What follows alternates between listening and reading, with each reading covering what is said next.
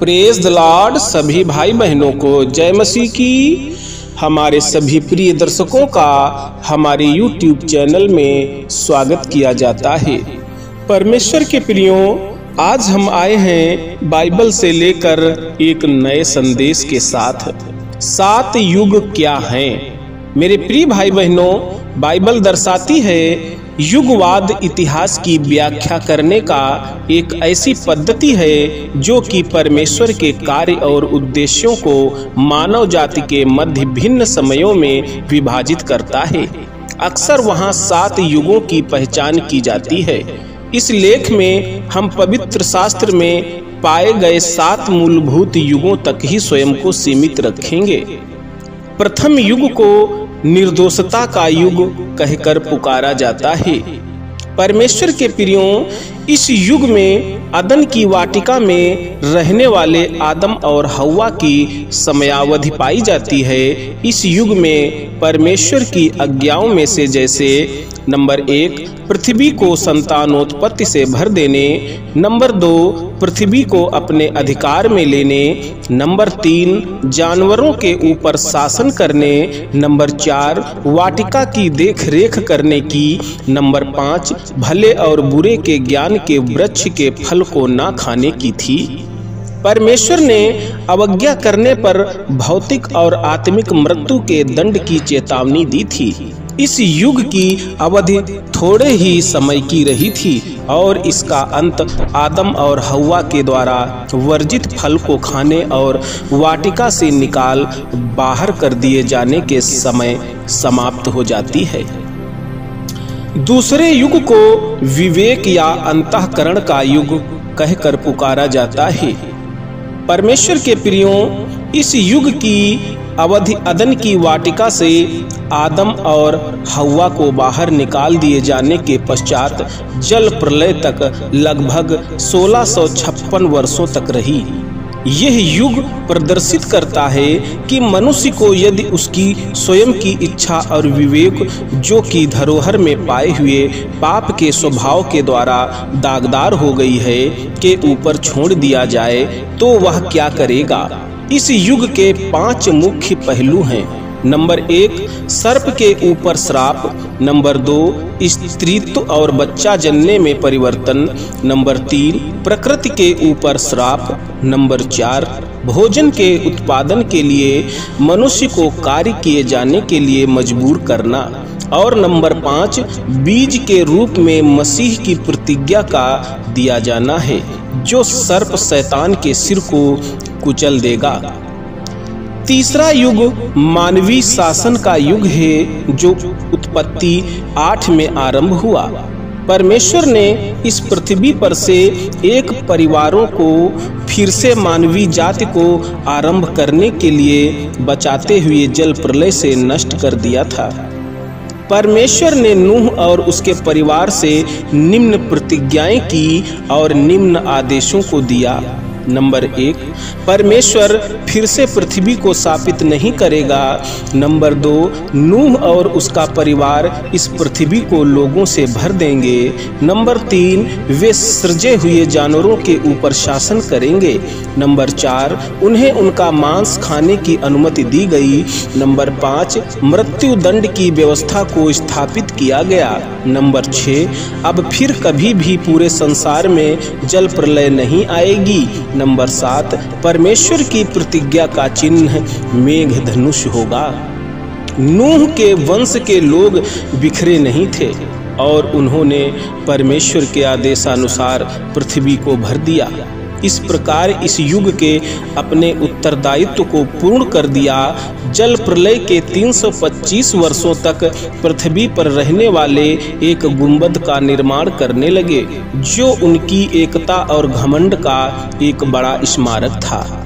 परमेश्वर ने उनके इस निर्माण कार्य को भाषाओं में गड़बड़ी उत्पन्न करते हुए और इस पृथ्वी को भर देने के अपने आदेश को उन पर सख्ती के साथ लागू करते हुए रोक दिया, जिसके परिणाम स्वरूप विभिन्न जातियां और संस्कृतियां उत्पन्न हुई। इस समय से लेकर आगे के लिए मानवीय शासन एक वास्तविकता बन गया।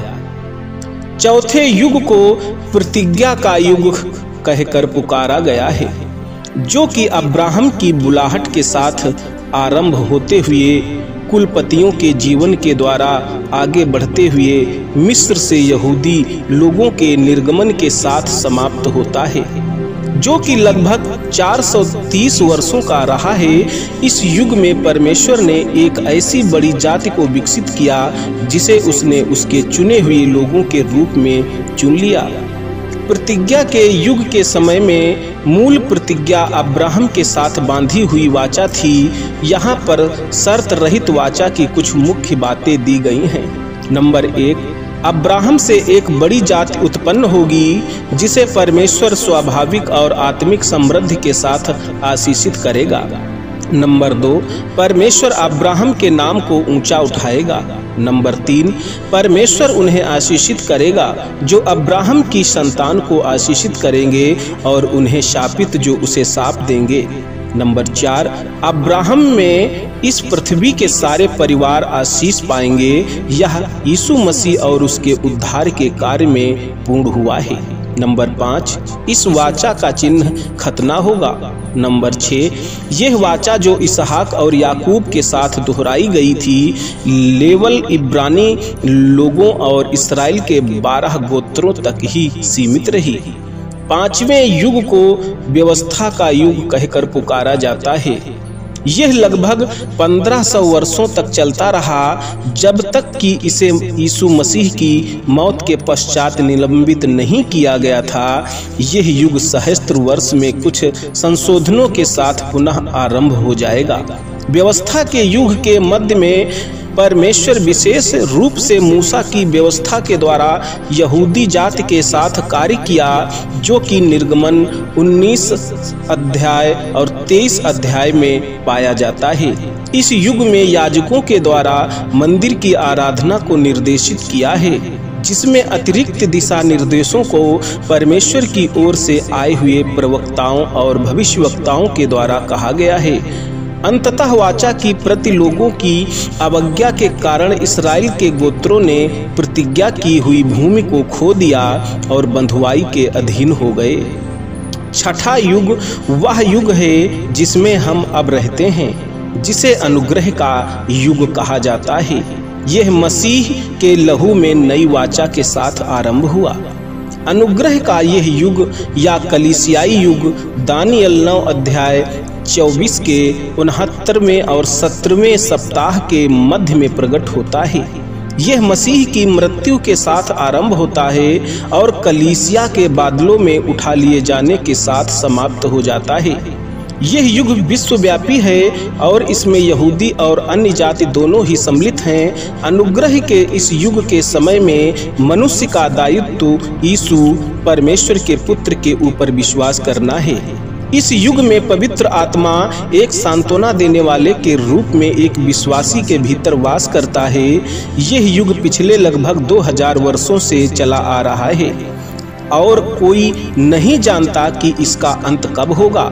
हम यह तो जानते हैं कि इसका अंत इस पृथ्वी के ऊपर रहने वाले सभी नए जन्म पाए हुए विश्वासियों का स्वर्ग में मसीह के साथ बादलों पर उठा लिए जाने के साथ होगा। मेघारोहण के पश्चात परमेश्वर का दंड आगे के 7 वर्षों तक बना रहेगा। 7वां युग को मसीह के सहस्त्रावर्षीय राज्य का युग कहकर पुकारा जाता है और यह इस पृथ्वी पर स्वयं मसीह के द्वारा 1000 वर्षों तक शासन करने के द्वारा बना रहेगा। यह राज करना यहूदी जाति के लिए उस भविष्यवाणी को पूरा करेगा कि मसीह का पुनः आगमन होगा और वह उनका राजा होगा।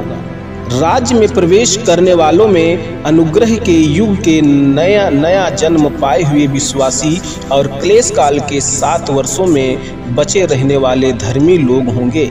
इस राज्य में किसी भी उद्धार ना पाए हुए को प्रवेश की अनुमति नहीं होगी। शैतान को 1000 वर्षों तक के लिए बांध दिया जाएगा। इस युग का अंत अंतिम न्याय के किए जाने के साथ होगा और पुराने संसार को आग के द्वारा नष्ट कर दिया जाएगा और नया स्वर्ग और नई पृथ्वी का आरंभ होगा। परमेश्वर के प्रियों, हम विश्वास करते हैं इस वचन को सुनकर परमेश्वर आपको बहुतायत आशीष देगा। आमीन।